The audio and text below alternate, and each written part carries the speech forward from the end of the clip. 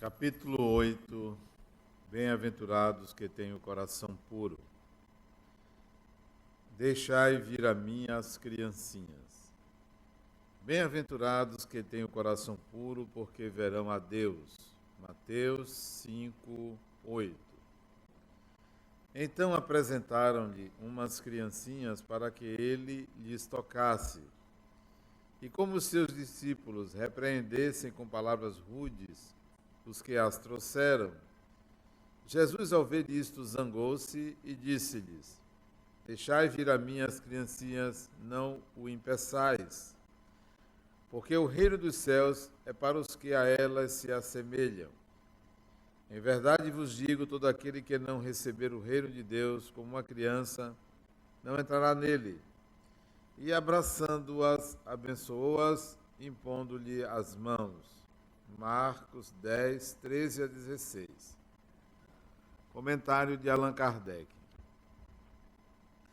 A pureza de coração é inseparável da simplicidade e da humildade. Ela exclui todos os pensamentos de egoísmo e de orgulho. É por isso que Jesus toma a infância como símbolo dessa pureza, como já a tomara para símbolo da humildade. Essa comparação poderia parecer injusta, se considerar que o espírito de uma criança pode ser muito antigo e que traga ao renascer, na vida corporal, as imperfeições de que não se depurou nas existências anteriores. Só um espírito que alcançou a perfeição poderia ser modelo da verdadeira pureza, mas ela é exata do ponto de vista da vida presente. Como a criancinha ainda não pode manifestar nenhuma tendência perversa, oferece-nos a imagem da inocência e da candura. Jesus também não disse, de uma forma absoluta, que o reino dos céus é para as criancinhas, mas para aqueles que a elas se assemelham. Uma vez que o espírito da criança já viveu, por que não se mostra desde o nascimento como é? Tudo é sábio nas obras de Deus. A criança necessita de cuidados delicados, que só a ternura materna lhe pode dar. E essa ternura aumenta diante da fraqueza e da ingenuidade da criança. Para uma mãe, o seu filho é sempre um anjo, e é necessário que assim seja para cativar a sua solicitude. Ela não teria para com ele a mesma dedicação se, em vez da graça ingênua, nele visse, sob o aspecto infantil, um caráter viril e as ideias de um adulto, e ainda menos se conhecesse o seu passado. Aliás, seria necessário que a atividade do princípio inteligente fosse proporcional à fragilidade do corpo, que não poderia resistir a uma atividade muito intensa do espírito. Como vemos nos sujeitos demasiado precoces. É por isso que, quando a encarnação se aproxima, o espírito, entrando em perturbação, perde pouco a pouco a consciência de si mesmo. Fica durante um certo período numa espécie de sono, durante o qual todas as suas faculdades permanecem latentes. Esse estado transitório é necessário para dar ao espírito um novo ponto de partida e fazê-lo esquecer na sua nova existência terrestre tudo que pudesse ser um estorvo. Seu passado, porém, atua nele. Renasce, então, maior, mais forte moral e intelectualmente, sustentado e apoiado pela intuição que guarda da experiência adquirida. A partir do nascimento, suas ideias retornam gradualmente o seu impulso, acompanhando o desenvolvimento dos órgãos. Por isso, podemos dizer que durante os primeiros anos, o espírito é verdadeiramente criança, porque as ideias que formam a essência do seu caráter ainda estão meio adormecidas. Durante o período em que seus instintos dormitam, ele é mais flexível e, por isso mesmo, mais acessível às impressões que podem modificar a sua natureza e fazê-lo progredir. É isto que torna mais fácil a tarefa imposta aos pais. O espírito cobre-se durante um período de uma veste de inocência. E Jesus está com a verdade quando, apesar da anterioridade da alma, toma a criança como símbolo da pureza e da simplicidade. Aí estão as palavras de Allan Kardec a respeito do bem-aventurados os que têm o coração puro e sobre a fala de Jesus: deixai vir a mim as criancinhas, porque o reino dos céus é daqueles que a elas se assemelham. Antes de abordar diretamente o assunto, há que nos perguntarmos qual é a condição de uma pessoa em qualquer idade mudar, transformar-se, ter uma outra maneira de perceber, identificar as coisas, fazer diferente, ter uma nova atitude. Em que idade isso pode acontecer e quais são as condições que podem levar uma pessoa a mudar? Será que uma pessoa na minha idade, 60 anos, facilmente modifica um pensamento, uma ideia, uma posição, uma atitude? Será que é mais fácil para um jovem de 16, 17, 18 anos fazer essas mudanças de atitudes? Que condição, de fato, deve existir numa pessoa que facilita, que permite mudanças? Muito facilmente nós enxergamos pessoas radicais, difíceis de mudar, muito orgulhosas, que insistem numa posição, que não arredam pé, que dificilmente mudam. E nem sempre se deve à idade. Às vezes é o temperamento, é a personalidade. Então, se não é a idade, qual é a condição que devemos ter para facilitar ou promover mudanças na nossa personalidade? Mudanças do tipo, algumas simples. Por exemplo, como é que você poderia mudar uma atitude, um vício, qualquer que seja o vício, fumar, jogar, ou um vício que lhe dê muito prazer, um vício de comprar, ou qualquer outro vício? Quais são as condições que podem levar você a fazer essa mudança? Será que é uma simples vontade, uma decisão? Será que basta você dizer, não, amanhã eu vou fazer diferente? Como, por exemplo, emagrecer, que é algo difícil para algumas pessoas. O que falta? Qual é a condição interna para isso? Em geral, nós buscamos alterações externas para mudanças internas. Então, você quer emagrecer, você pensa assim, eu vou para a academia. Ou então, você tem um vício, diz, não, eu não vou comprar mais açúcar, porque eu não quero comer açúcar. Eu não vou mais comprar cigarro, porque eu não quero fumar. Então, em geral, nós buscamos atitudes externas para mudanças internas, dificultando os processos de mudanças. Uma pessoa que tenha, por exemplo, o impulso, o hábito da agressividade, de ser uma pessoa irascível, que ao primeiro sinal de alguém lhe contrariar, olha a resposta pronta e agressiva contra o outro. E aí você pensa assim, já sei como eu vou mudar, eu vou evitar me encontrar com fulano. Então, para você, a mudança externa é suficiente para uma mudança interna. Ou então, não, é só eu não ir mais na casa de tal pessoa, ou não me encontrar com aquela pessoa. Então, fica fácil, eu vou evitar.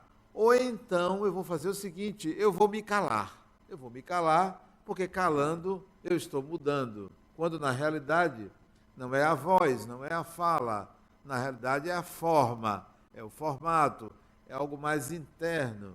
Quais são então as condições que determinam uma mudança? A propósito, então, vem o capítulo.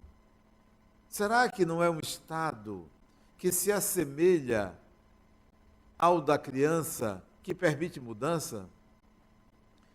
Será que a partir de certa idade se torna mais difícil mudar, exatamente que essa idade coincide com a entrada na adolescência? Pois bem, a adolescência hoje é uma fase da nossa vida que se inicia por volta dos 12, 13 anos de idade. Algumas crianças um pouquinho mais cedo, outras um pouquinho mais tarde, mas em média a adolescência começa nessa idade, a mulher mais cedo, o homem um pouco mais tarde. Será que até essa idade há uma condição interna que facilita a mudança? Que condição é essa que nós poderíamos trazer da infância para a idade adulta que facilita a mudança? Porque muito facilmente se consegue mudar o processo de educação a uma criança. Muito facilmente. Como é que essa mudança pode se dar? Você age de uma forma que a criança entenda que há uma autoridade, que há uma recompensa, que há algo novo. Então, você atuando com esses 3 vetores, você consegue fazer uma criança deixar de pegar um objeto e pegar um outro objeto, por recompensa, pela negação e quando você surge como um fator referencial de mostrar algo novo àquela criança. E nós adultos, por que nós não trazemos essa condição da criança? A condição de dizer assim, eu estou sempre para aprender. Na minha vida, eu estou sempre para aprender. Eu nunca vou perder a condição de aprendiz. Porque quem sabe, quem já sabe, não muda. Quem já firmou uma posição de saber alguma coisa ou tal coisa, não vai conseguir mudar. Mas quem adota como companheira permanente a ignorância, este muda. A ignorância de ignorar, de nunca saber, de fato, a totalidade de algo. E, se vocês observarem, nenhum ser humano tem certeza de nada. De nada. Até mesmo dizer assim, eu tenho certeza, como Descartes falou, penso logo existo, nem isso. Quantas vezes você já acordou, onde é que eu estou? Eu mesmo acordei uma vez, eu durmo muito depois do almoço, todos os dias eu durmo depois do almoço, é um hábito antigo. E um dia eu acordei, eu não sabia onde estava, quem eu era, não sabia o tempo, se era de manhã, de tarde ou de noite. Eu fiquei alguns segundos out, fora, totalmente fora. Aquilo não me deu desespero porque eu gosto muito do novo. E acho que tudo que é novo é interessante, né? Até mesmo a morte. Se algo acontecer, se for morrer, vamos ver como é. Quando eu tive AVC, eu achei aquilo interessante. Pois está acontecendo isso, que coisa interessante, né? Eu vi até onde vai isso, o corpo eu não consegui mover o corpo. Então, o que é novo me atrai muito. Então, será que é possível nós adotarmos uma postura de ignorância? Ignorância. Ninguém tem certeza absolutamente de nada, porque tudo é uma impermanência. Tudo é algo que pode ser diferente do que imaginamos. Quantas vezes você interpretou a realidade de uma forma, acreditava que era assim, e depois constatou que era completamente diferente do que você imaginava, principalmente quanto ao comportamento e às intenções de outra pessoa. Nós pré-julgamos, nós enquadramos o comportamento do outro segundo um modelo, um padrão, um estereótipo, e a gente vive em função desse enquadramento, sem saber, de fato, o que se passa na mente do outro. E a outra pessoa, por perceber também que acredita que você a enquadra daquela forma, passa a se comportar também de acordo com o enquadre que você dá. Falta o quê? Ignorância. Falta ignorância. Eu não sei, eu ignoro. Eu não tenho ideia do que se passa na mente de outra pessoa. Com isto, o que é que pode acontecer? Você ser enganado ou enganada. É muito comum você ser enganado ou enganada pelos espertos. Porque se os espertos percebem que você adota a postura da ignorância, da ingenuidade, você não sabe, você não entende, então facilmente você pode ser manipulado, manipulada, enganado, enganada. Como se assim, facilmente alguém vai montar em você. Mas tem um antídoto contra isso. Ninguém me engana. Absolutamente ninguém me engana. Por quê? Não porque eu já sei. Não porque eu tenho domínio total, conhecimento total das intenções das outras pessoas. Não me engana porque se alguém me solicitar algo e que eu queira dar e essa pessoa não precise, esteja me enganando, não me enganou porque eu quero dar. Então não houve engano. Ela é que engana, mas não me engana porque eu procedi da forma que eu achei melhor para mim. Ajudar o outro é algo bom para mim, não porque o outro precise, não porque o outro pediu, não porque o outro me enganou. Que tal você agir blindando a possibilidade de ser enganado ou enganada, atuando na vida de acordo com um propósito pessoal? Portanto, não será de forma alguma enganada. Esta é a pureza de coração. Facilmente eu vejo o quanto uma pessoa quer me enganar. Ontem mesmo, um indivíduo que eu sei que ele é usuário de drogas, eu conheço ele há muitos anos, e ele usa drogas, coitado. Aí eu disse, rapaz, o que você está fazendo da sua vida? Ele disse, eu quero morrer. Eu disse, morto você já está, porque a forma como você consome drogas é para quem já morreu.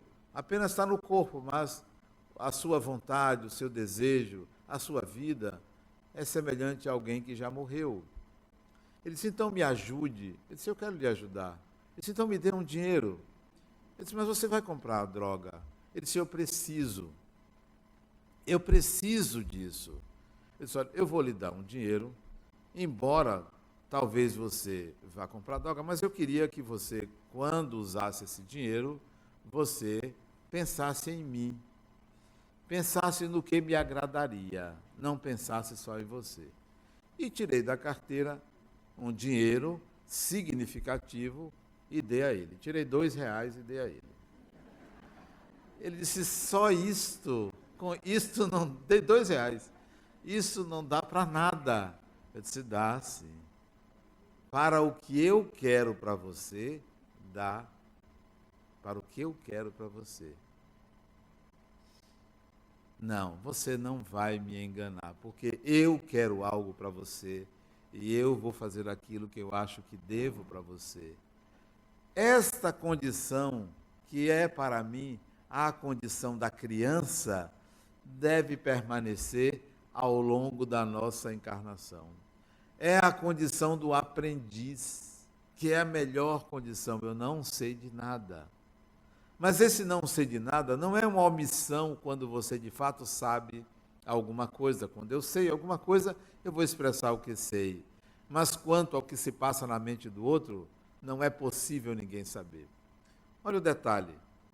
Nós pensamos 24 horas por dia. Acordados ou dormindo, estamos pensando, porque o pensar é uma atividade ininterrupta do espírito.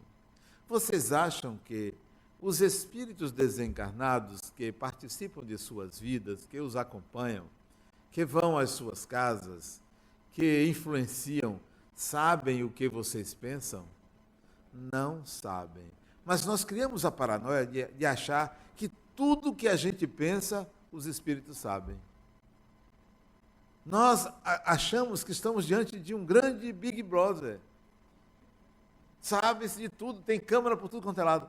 Não funciona assim.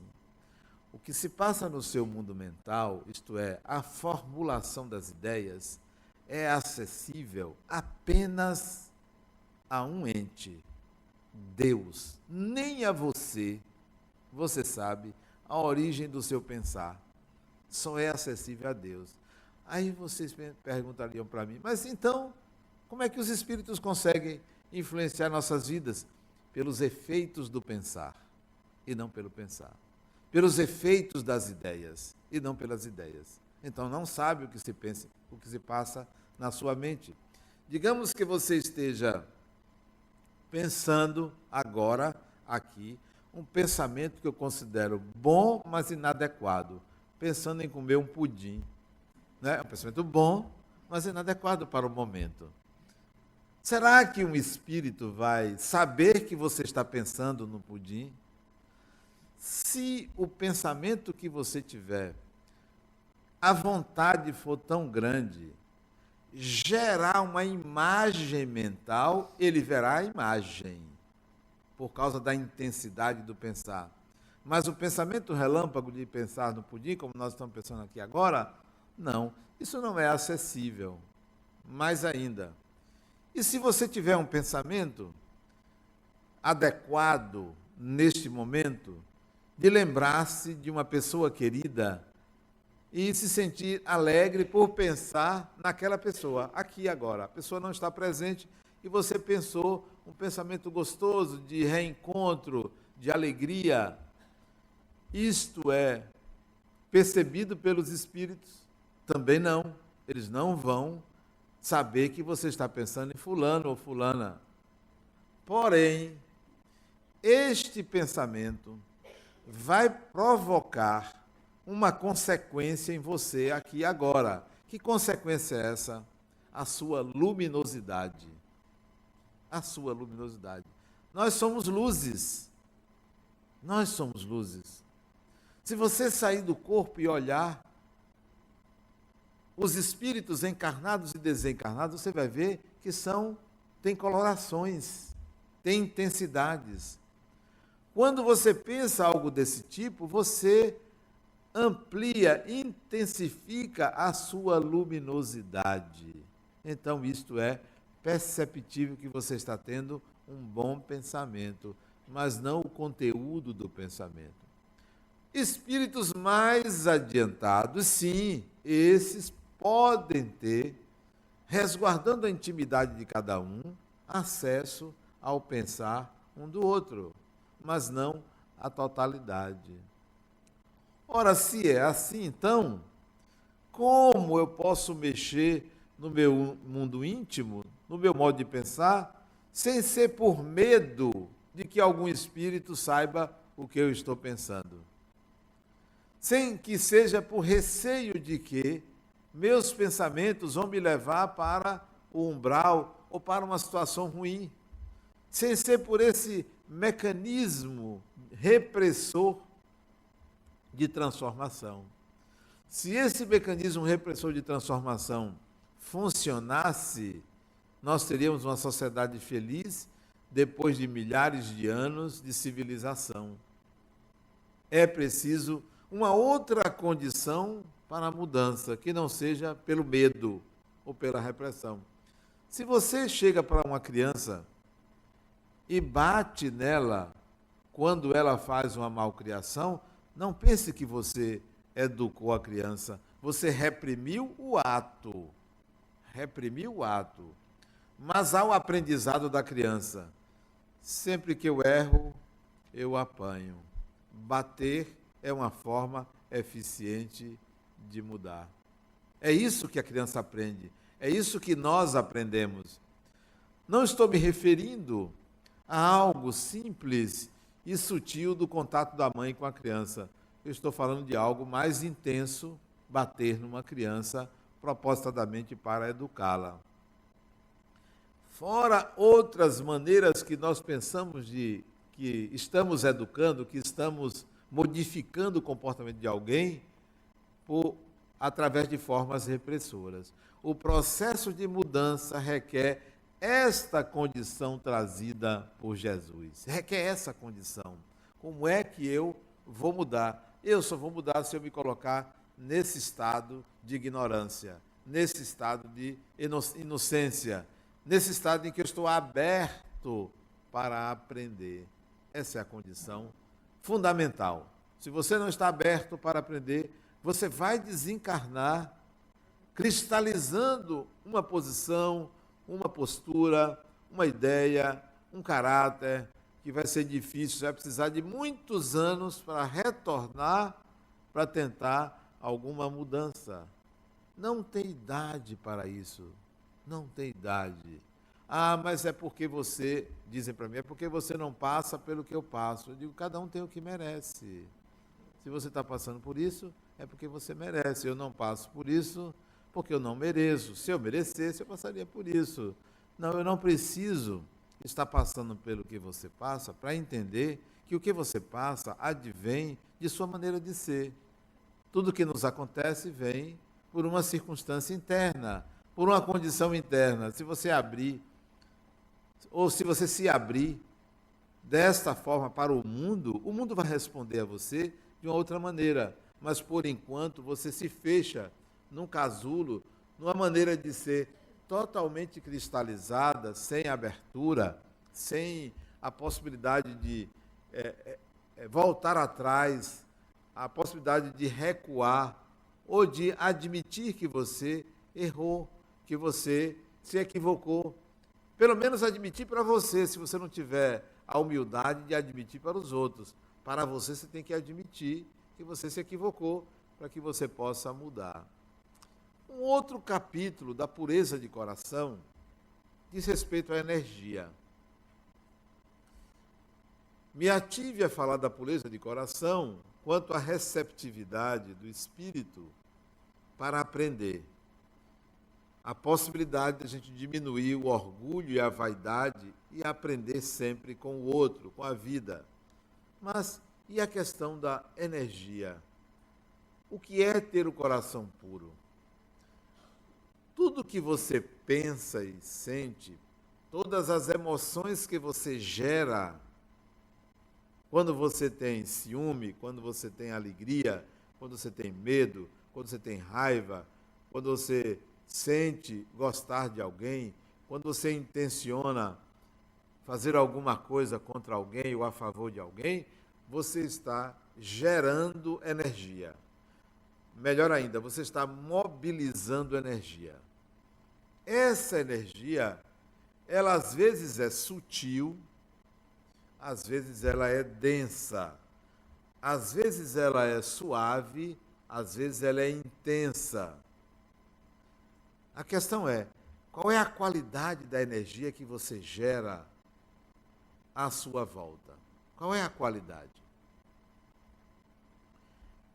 Eu pediria a vocês que agora pensassem em ajudar uma criança de colo a pegá-la, pensasse isso, pegar uma criança de colo e colocar contra o peito.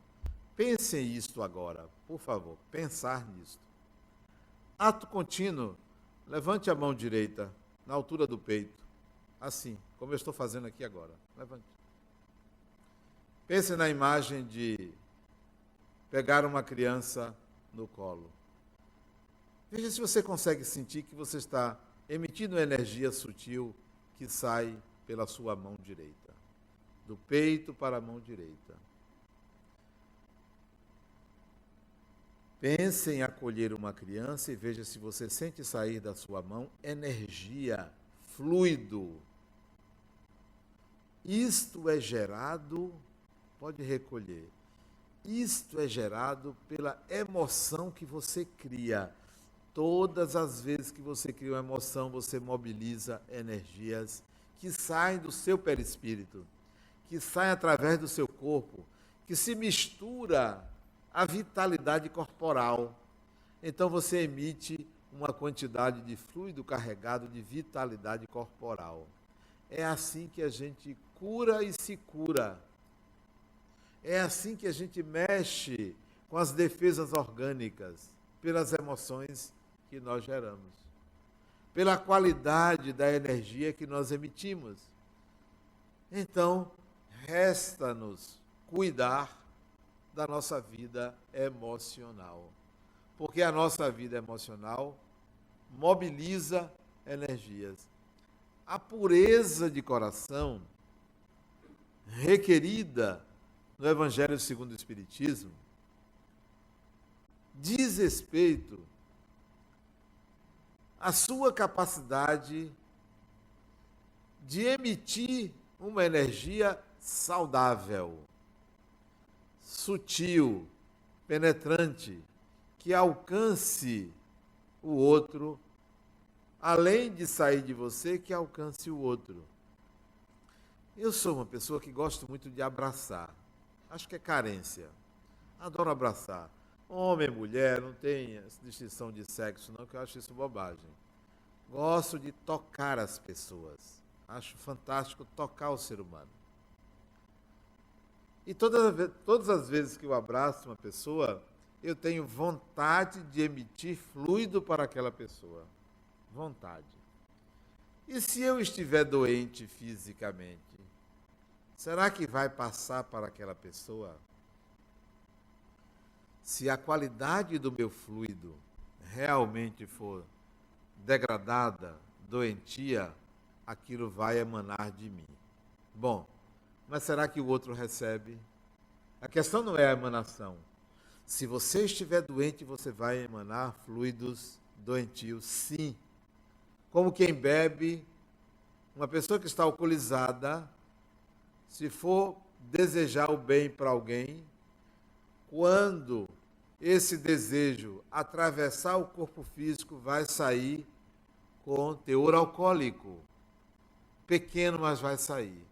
Mas isso vai atingir o outro, aí vem a questão do merecimento.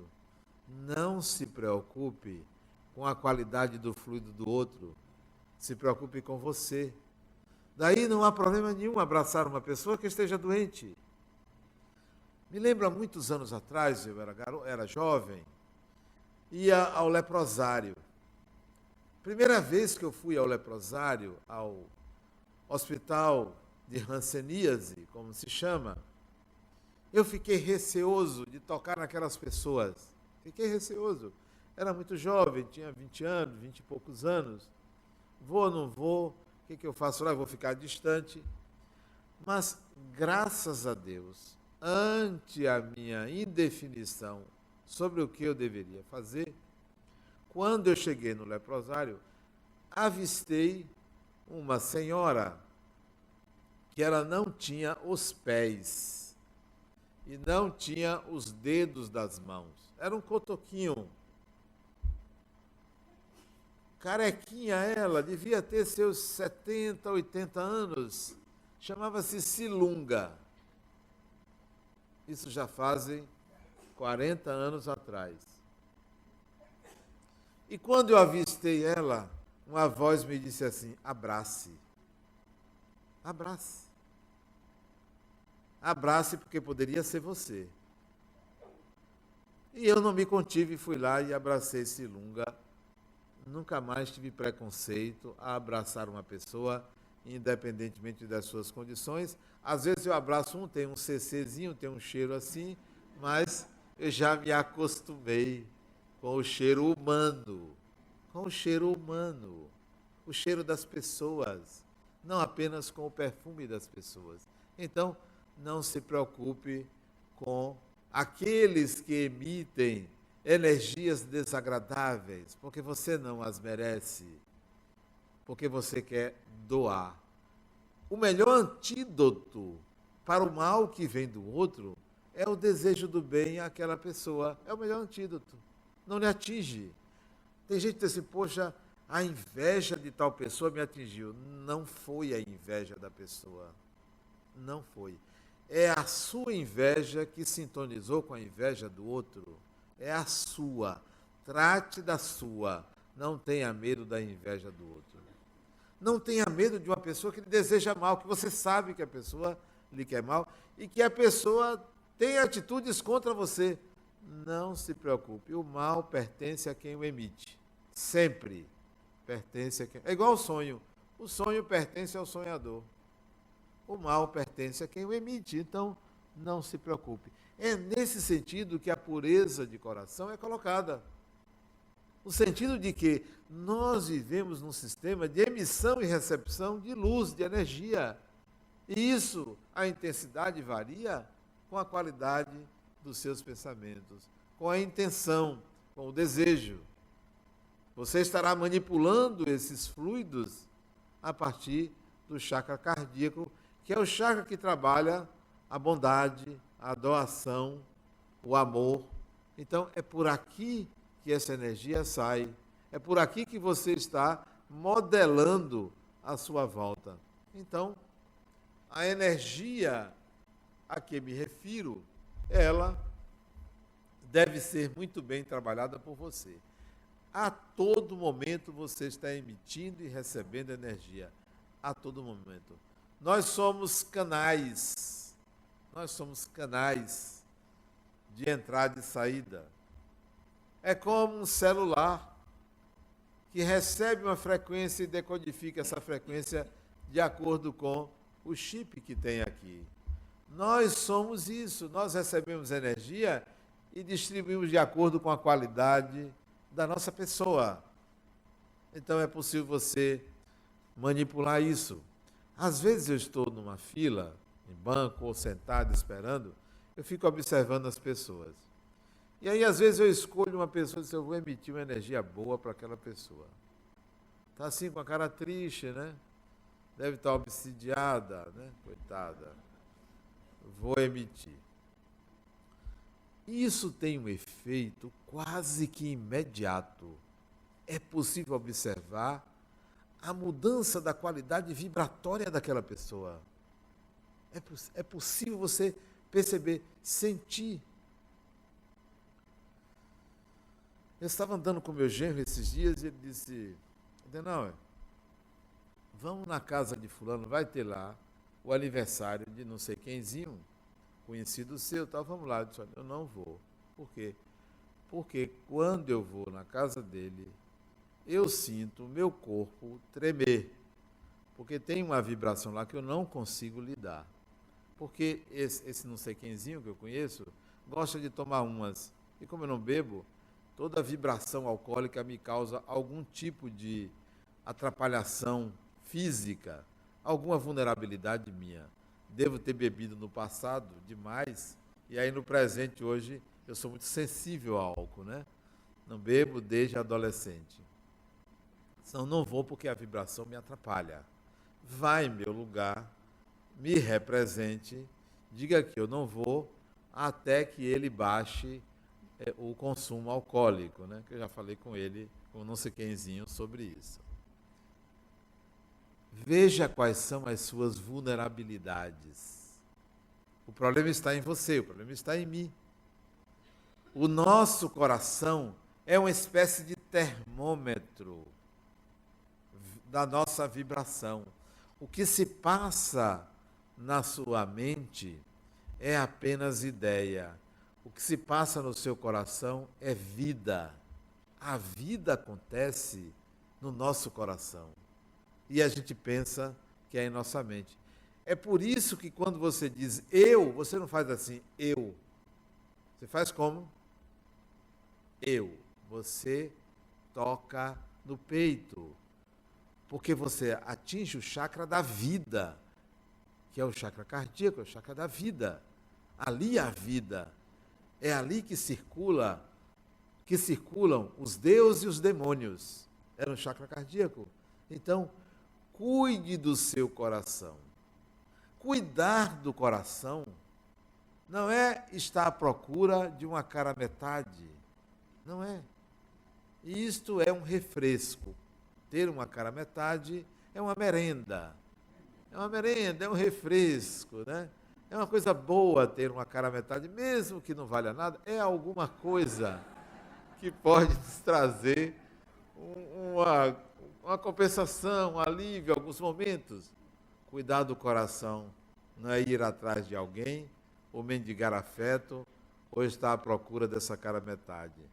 Cuidar do coração é qual é a qualidade do fluido que eu emito, não o que eu recebo. Quando você estiver agoniado, agoniada, estressado, estressada, pensamento em desalinho, e for tomar um passe, veio aqui para acalmar a mente, e alguém disse, você tem que tomar um passe, você vai tomar um passe. Ao invés de no passe você ficar pedindo, ao invés de você ficar dizendo assim, espero me acalmar, espero ficar bem, estou recebendo essas energias, faça algo melhor. Pense numa pessoa a quem você queira dirigir o melhor de você no momento que você está tomando passe. Pense. Isto vai ter um efeito muito mais imediato sobre você do que você imagina, porque você está mexendo com seu coração. Você está modificando a onda mental a partir de um desejo íntimo de contribuir para a melhora de alguém. Por isso que o Espiritismo coloca a frase, fora da caridade não há salvação. Porque isso é caridade. Quando você deseja o bem a uma pessoa, você está praticando a caridade e, ao mesmo tempo, modificando o seu coração, modificando sua vibração. Qual é a sua vibração? A vibração é como um perfume que você exala naturalmente. Tem prazo de validade um perfume, porque ele se esvai.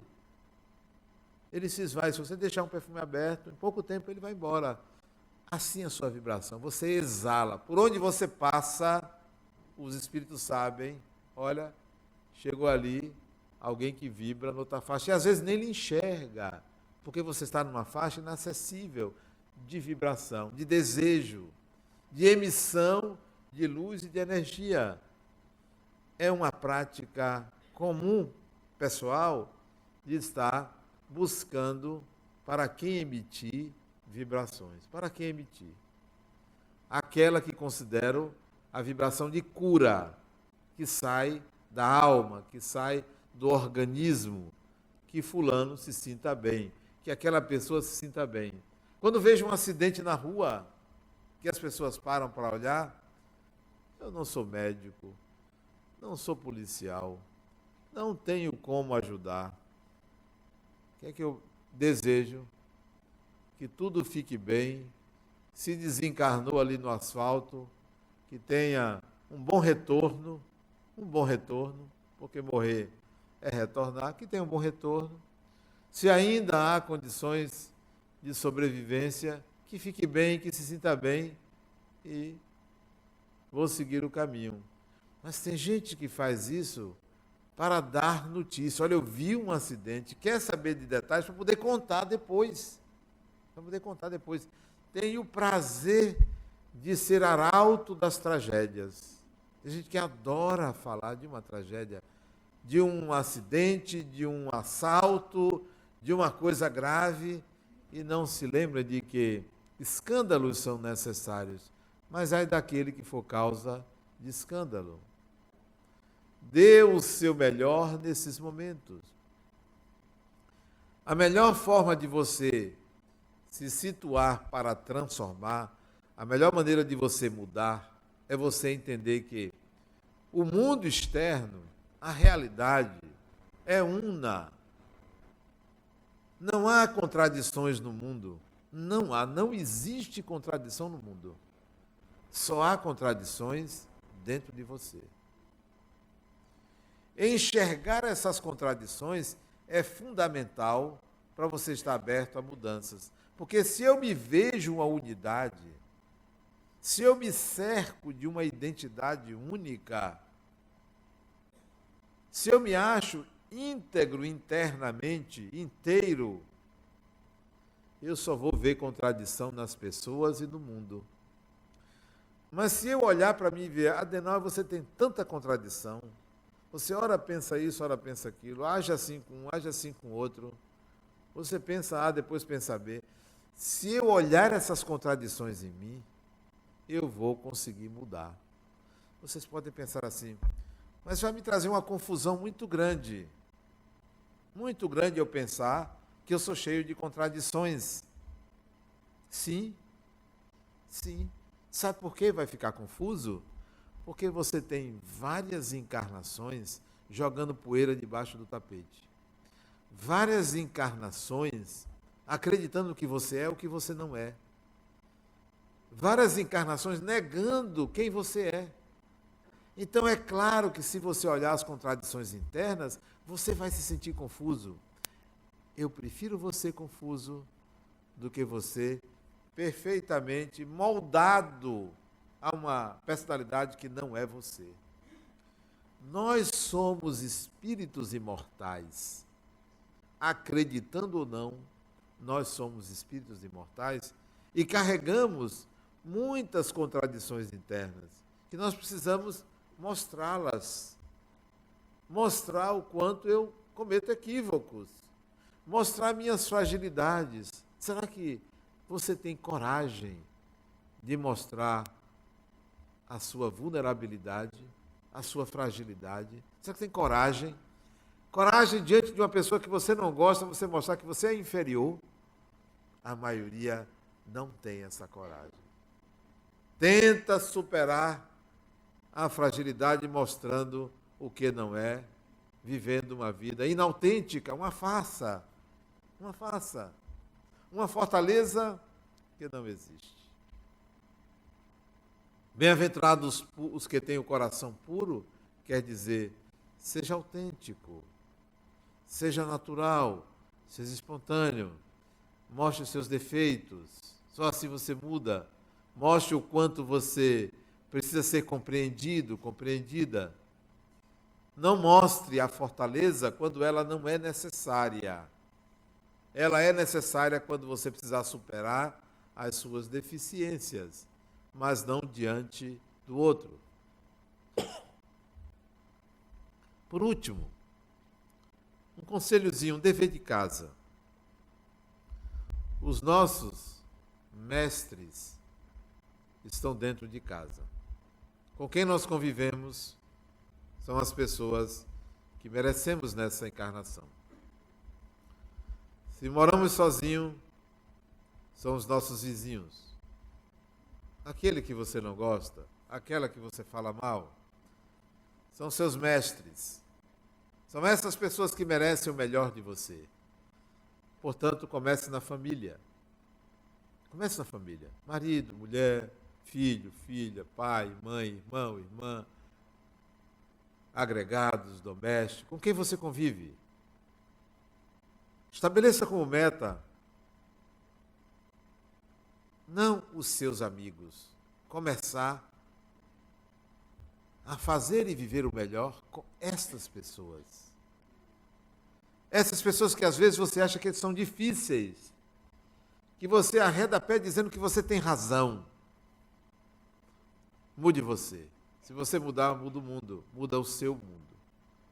Mude você. Comece em casa, comece na família, depois estenda para o mundo externo. Comece dentro de você, transfira para a família e depois para o mundo. Muita paz.